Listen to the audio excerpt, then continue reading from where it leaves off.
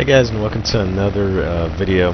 In this video I'd like to compare the A2A P-51 with the DCS P-51, specifically the landing characteristics and the very pronounced bounce in the DCS model.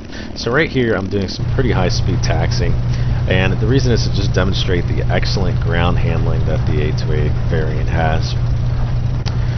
In the A2A variant you can pull the stick back and get a locked tail wheel, and you can push the stick forward and get a unlocked tail wheel and get a more maneuverable aircraft. Now the DCS boasts that it has the same capability, but it's just not as solid as this handling. And here I just did a very high speed turn. I'll demonstrate that again. Okay, so I'm purposely taxiing fast and I'm doing a high speed turn just to demonstrate how great the handling is, and I'm using a lot of right brake, and I'm not swerving, I'm not hearing the brakes lock up or anything like that. Just have a lot of control over the aircraft. Alright, so we'll take off and then I'll see you guys at the landing.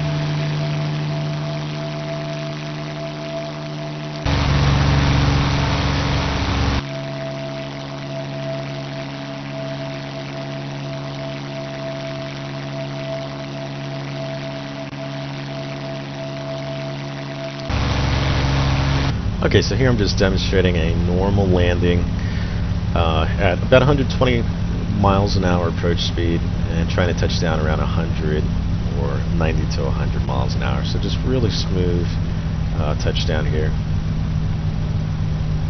Trying to be as gentle as possible. And there we are. And then I just neutralize the stick once we touch down. Nice two-wheel landing. I'll show you that from the external view as well. Okay, so this is from the external view.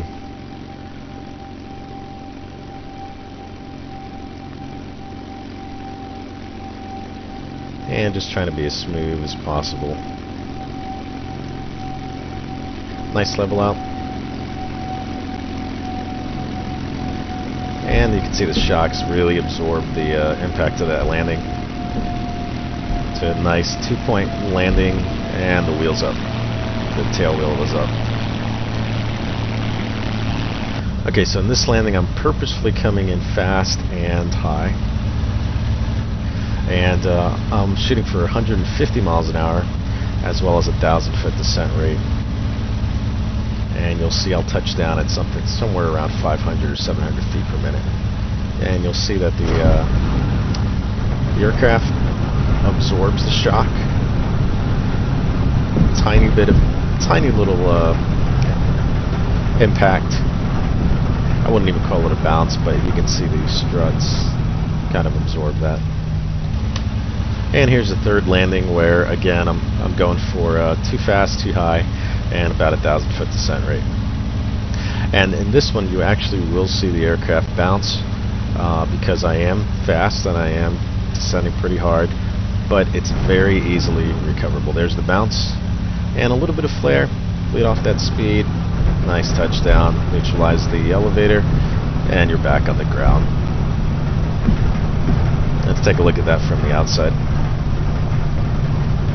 Okay, so here's the view from the outside, and you will notice quite a good bounce. There's the bounce, a little bit of nose up, and right back on the mains, nice and gentle. So in other words, the struts are absorbing the impact of the hard landing. And from my understanding, I'm not a World War II expert, but from my understanding, these aircraft were pretty versatile. They could absorb a lot of impact. In fact, they landed on sometimes rugged and unpaved fields, like grass, gravel, mud, any number of things where you would need a good impacting strut. So in the next portion, I'll talk about the A2A DCS and how it performs.